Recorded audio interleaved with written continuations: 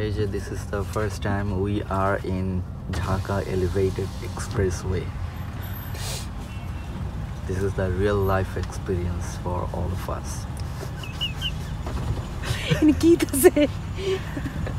জীবনে প্রথমবার উঠলাম, আর কবে উঠতে পারবো জানি না। এই যে আমরা এখন টাকা পে করছি এখানে। গাড়ির ধরন একটা আর পরিমাণ হচ্ছে 80 কেজি।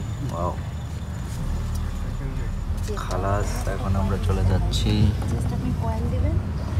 এই যে সামনে আসিফ ভাই, এই পাশে ড্রাইভার ভাই, এই পাশে সোহাইবা, আর পরে হচ্ছে ছোট আপু, আর আমি হচ্ছে ভিডিও করতেছি। হ্যাঁ বলছি তো আপনাকে, করিম ভাই। হ্যাঁ করিম ভাই, আসিফ করিম। সুন্দর করছে এলিভেটেড এক্সপ্রেস। আসলে হ্যাঁ, রোডটা সুন্দর হয়েছে। নিট এন্ড ক্লিন আছে এখনো সোফার, আর কতদিন থাকবে জানি না। ইনশাআল্লাহ আবার কবে দেখবো জানি না। আমরা এখন সবাই একসাথে এয়ারপোর্টে যাচ্ছি আমাদের দুইজনকে ছেড়ে দিতে। আমরা সি অফ করবো একটু পরে। জেদার মতো একটা হালকা ভিউ পাওয়া যাচ্ছে। ও হ্যাঁ, কারেক্ট। এই দেখো জেদার পুলিশের মতো এখানকার পুলিশও দরজা খুলে দাঁড়ায় থাকে।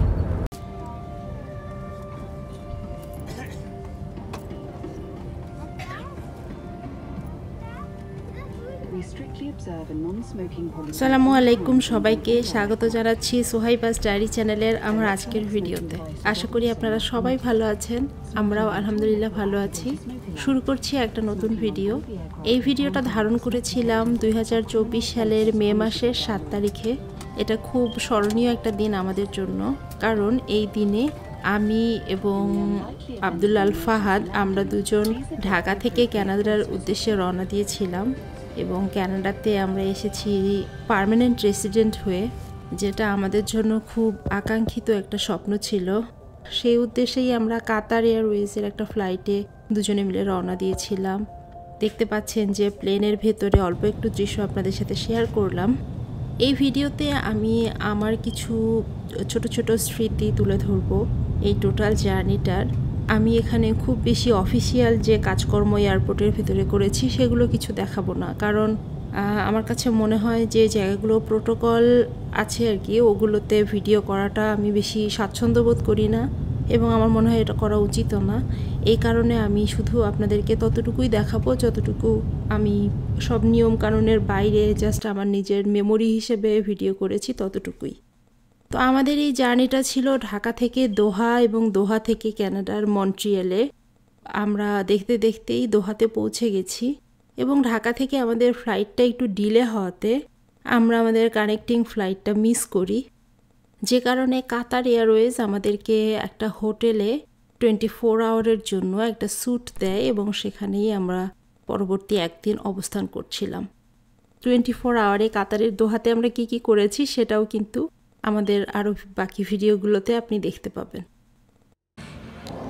আমাদের ফ্লাইট ছিল 3:45 মিনিটে, কিন্তু সেটা লেট করে 5:15 মিনিটে ছেড়েছে। সেই কারণে আমাদের এই ডিলের কারণে আমরা কাতারে আমাদের যে ট্রানজিটটা ছিল সেই প্লেনটা আমরা ফেল করেছি।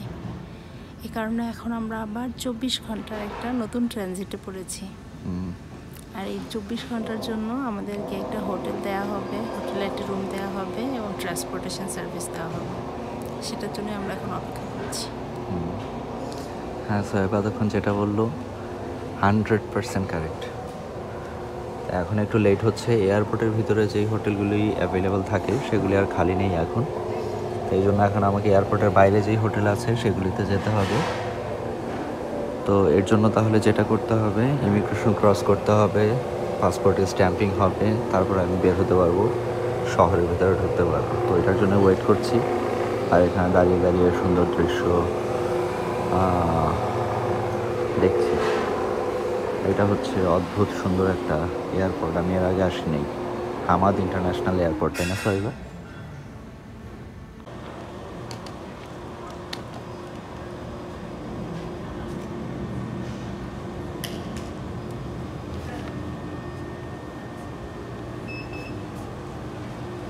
السادة المتواجدون في مبنى المطار، هنا مركز مراقبة الحرائق. نود إعلامكم بأنه سنقوم بفحص نظام الحريق في المبنى، وعليه سيقوم النظام بتفعيل صفارات الإنذار ونداء إخلاء المبنى. نرجو من তো যেটা বলছিলাম, এখন আমরা আমাদের ওই এয়ারপোর্টের বাসে করেই ওটাতে করে আমাদেরকে এখন হোটেলের উদ্দেশ্যে নিয়ে যাওয়া হচ্ছে।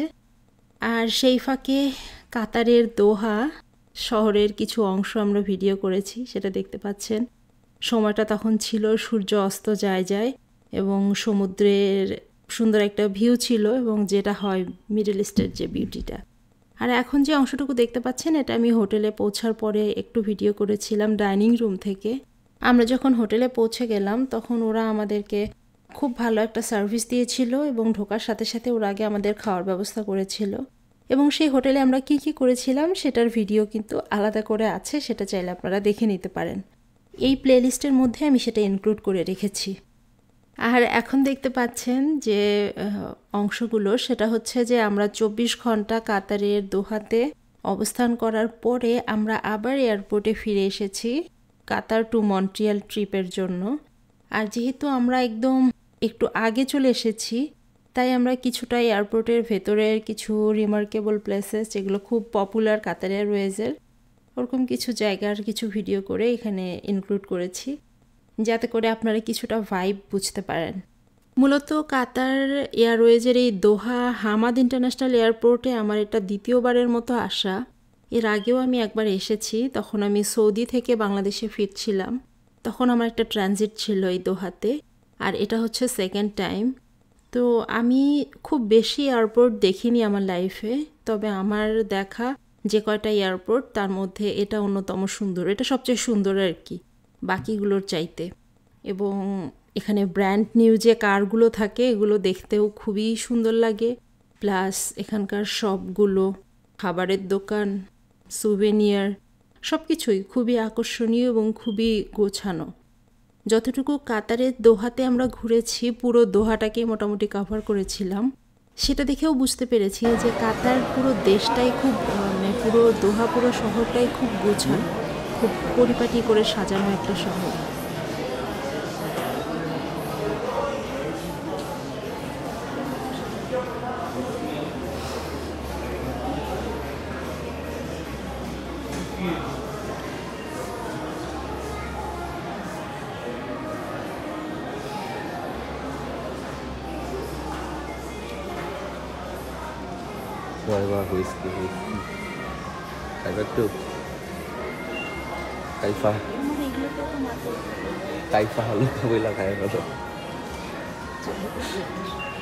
Kaifa haluka.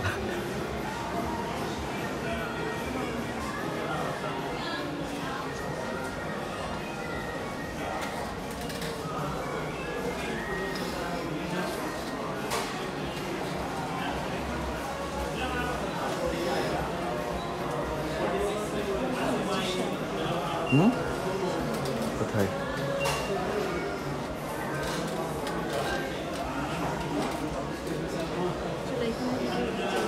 Red wine, white wine. তো দেখতে দেখতে আমরা আবার আমাদের প্লেনে উঠে বসলাম মন্ট্রিয়ালের উদ্দেশ্যে রওনা দেওয়ার জন্য।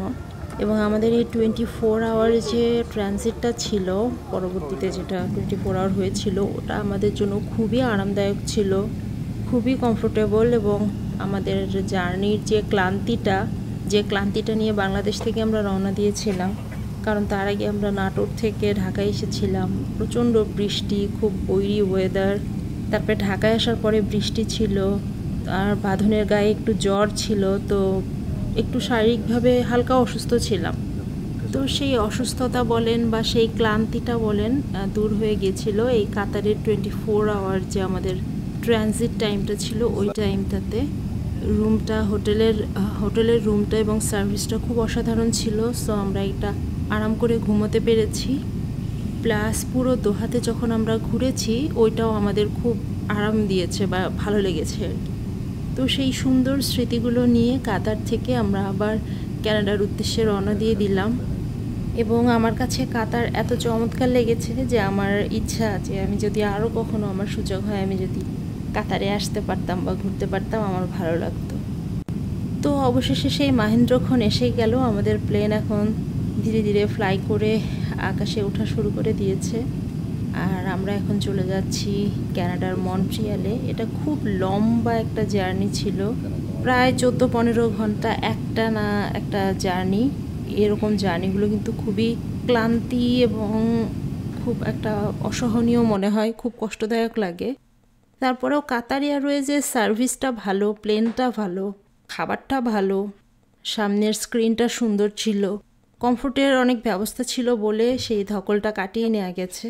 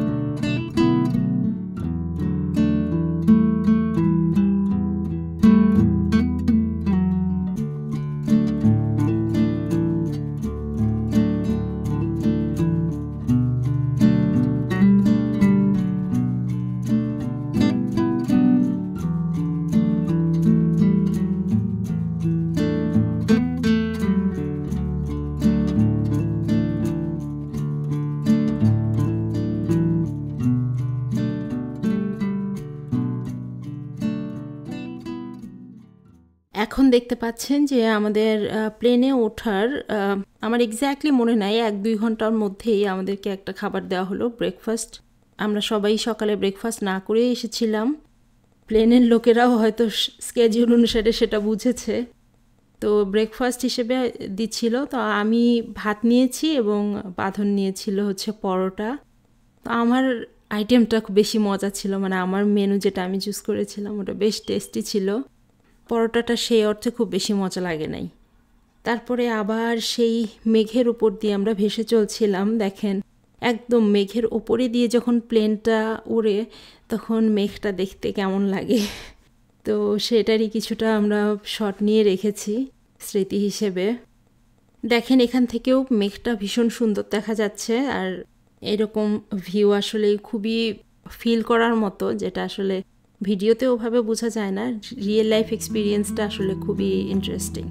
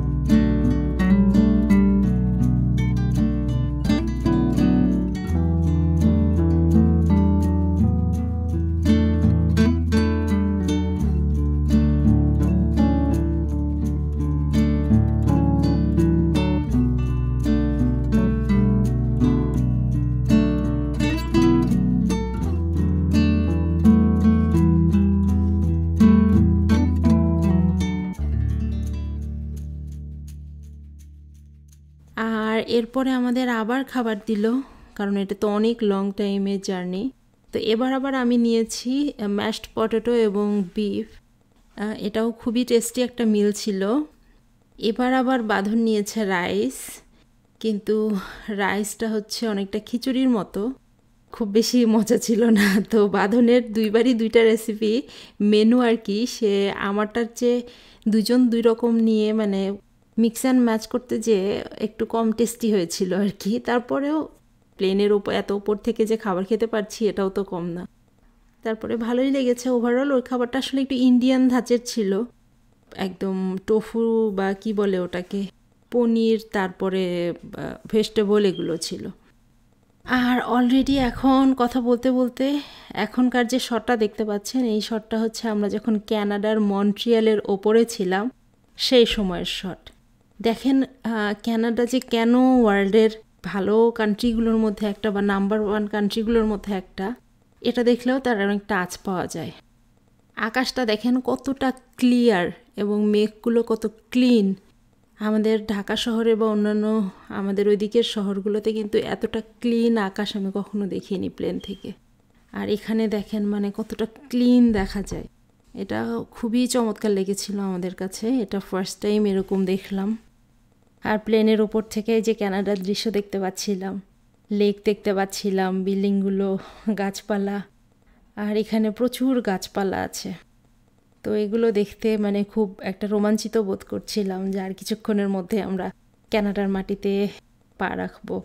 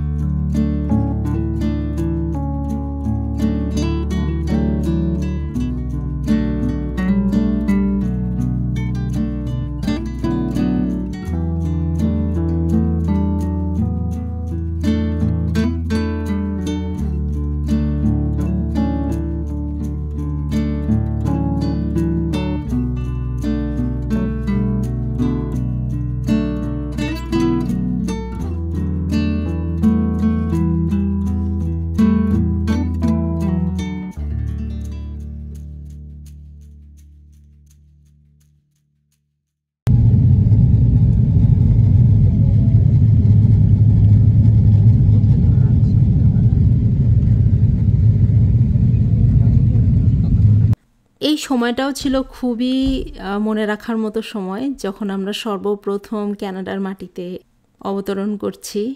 তো দেখতে দেখতে আমরা মন্ট্রিয়াল এয়ারপোর্টে অবতরণ করলাম এবং তখনও একটা অন্যরকম একটা অনুভূতি হচ্ছিল এবং খুবই ভালো লাগছিল।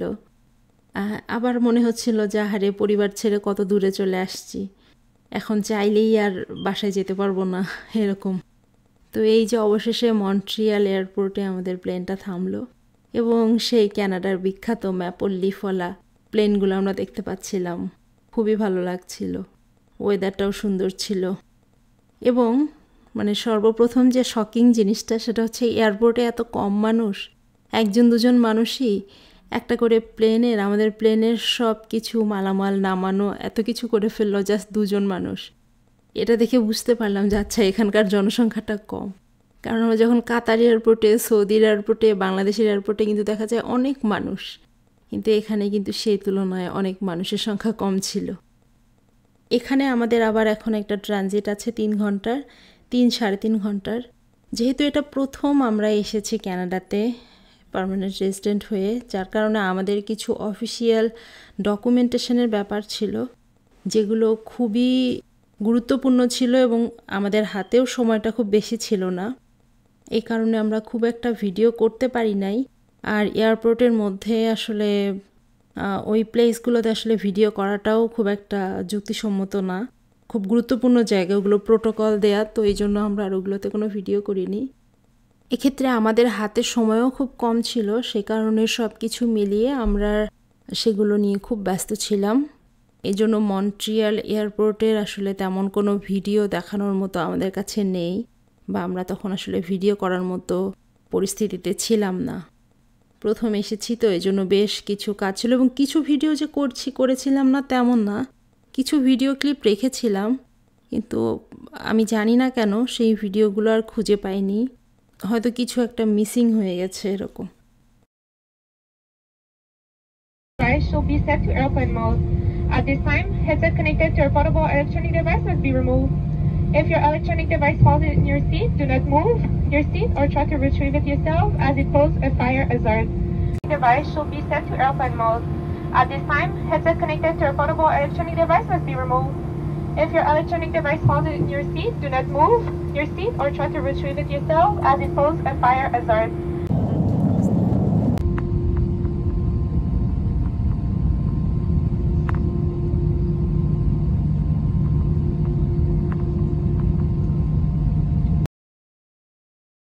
আর কথা বলতে বলতেই এখন আমরা আবার মন্ট্রিয়াল থেকে রওনা দিচ্ছি উইনিপেগের উদ্দেশ্যে, আর আবার আমাদের ফ্লাইট শুরু হয়ে গেল। এবার আমরা আরেকটু এক্সাইটেড ফিল করছি, কারণ উইনিপেগে গেলে আমরা আমাদের আলটিমেট ডেস্টিনেশনে পৌঁছা হবে সেই কারণে। আর এটা ছিল 3.5 ঘন্টার একটা জার্নি, সো এটা খুব বেশি লং টার্ম ছিল না, কিন্তু অলরেডি 14-15 ঘন্টা জার্নি করে তারপরে 3 ঘন্টা ধরে খুব দৌড়াদৌড়ি কাজকর্ম সেরে আবার নতুন প্লেনে উঠে অলরেডি আমরা টায়ার্ড ছিলাম। এই কারণে আমি একটু কিছু সময়ের জন্য ঘুমিয়েও গেছিলাম, কারণ এর আগে যে আমি লং জার্নিটা করেছি 14-15 ঘন্টা, ওটাতে আমি ওখানে আমার কোনো ঘুমিয়ে আসেনি, সে কারণে এবার আমি একটু ঘুমিয়ে গেছিলাম। আর দেখতে পাচ্ছেন ওপর থেকে মন্ট্রিয়াল শহরের একটা ভিউ।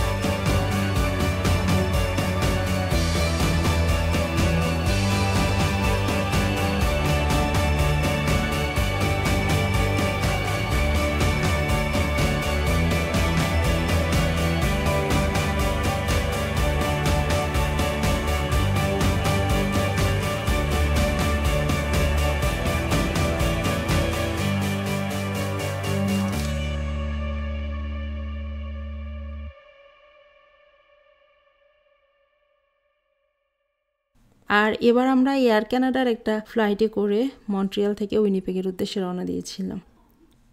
কথা বলতে বলতেই আমরা এখন ম্যানিটোবা প্রভিন্সের আকাশে চলে এসেছি। আর কিছুক্ষণ পরে আমাদের প্লেনটা উইনিপেগের রিচার্ডসন এয়ারপোর্টে ল্যান্ড করবে।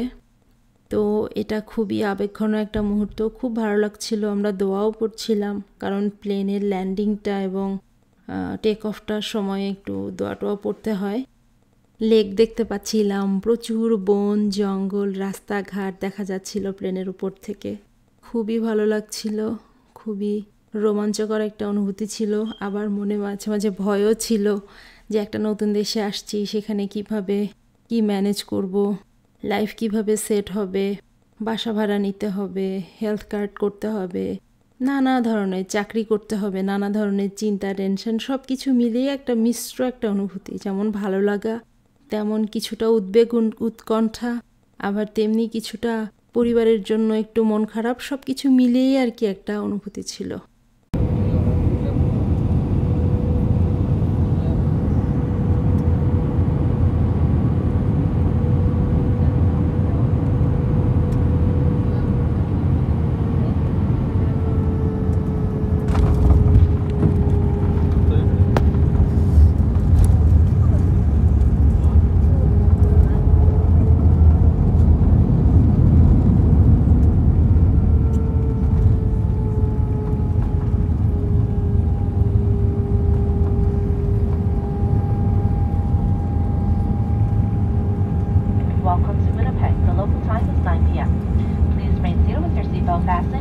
তো দেখতে দেখতে আমরা এখন উইনিপেগের এয়ারপোর্টে অবতরণ করে ফেললাম।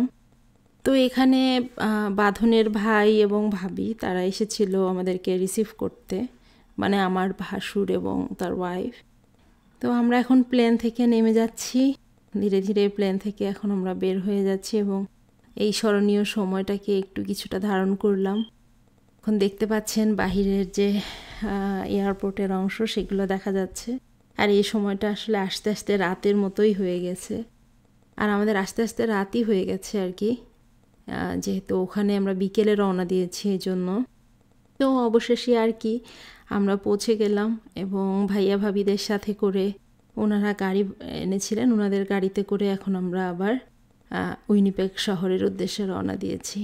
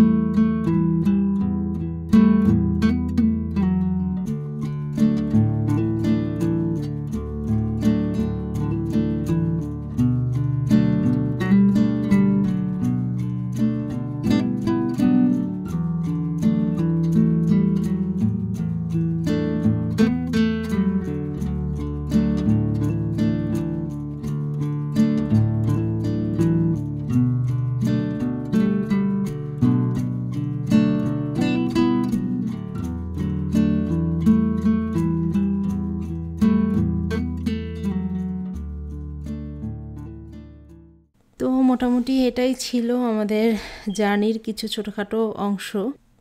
যদি কেউ এ পর্যন্ত দেখে থাকেন তাকে অসংখ্য ধন্যবাদ, এবং আমার চ্যানেলটা যদি ভালো লাগে চাইলে সাবস্ক্রাইব করতে পারেন এবং লাইক করে কমেন্ট করে আপনাদের মূল্যবান মতামত জানাতে পারেন। সবাই ভালো থাকবেন। এখানেই শেষ করছি আজকের ভিডিও। আল্লাহ হাফেজ।